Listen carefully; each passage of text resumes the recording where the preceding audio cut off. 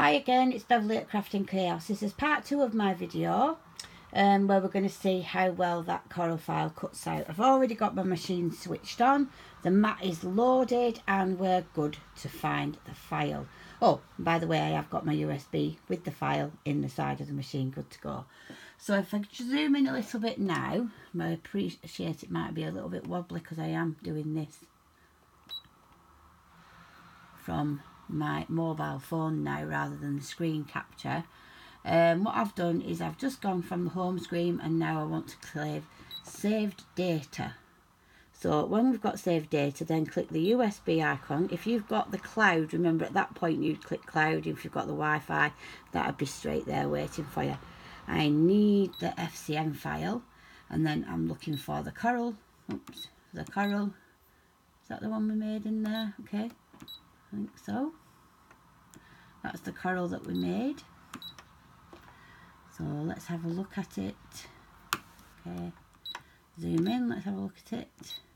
Looks okay. Right, I'm not going to do too much with it apart from obviously I need to do a background scan as I've only got a scrap piece of card on my mat. So it's now doing a background scan, just making sure it's stuck down. Excuse me. And I am now going to hopefully position the coral that we've traced onto the card and cut.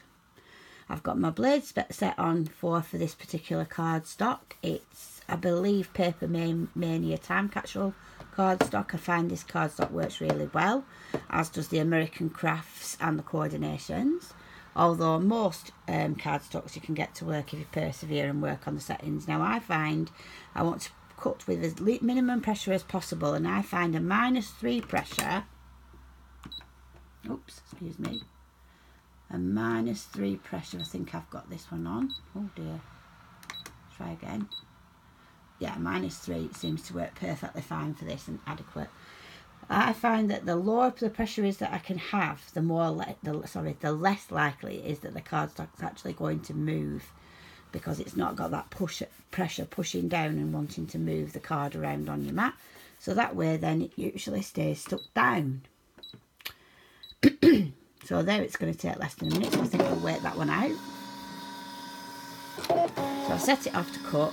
I'm just making sure that it's stuck down whilst I'm waiting for it to load, sorry, to cut. And we'll just await the outcome of our coral.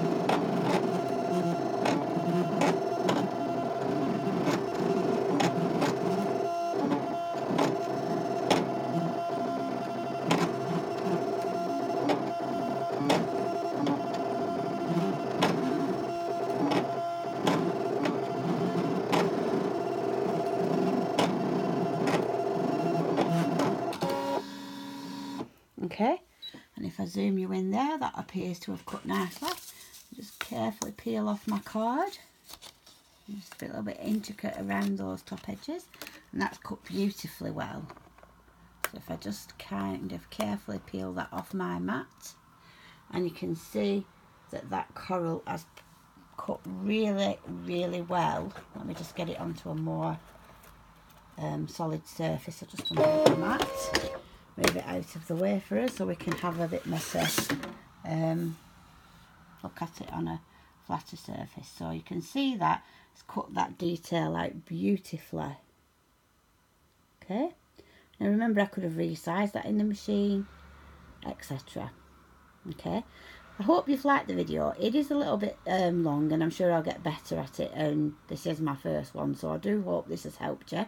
Remember that process can be used to practically do any silhouette file that you might want to do and trace the image. Okay, so if you did like it, please subscribe to my channel and hopefully we'll get some more videos out to you soon. Thank you, bye bye.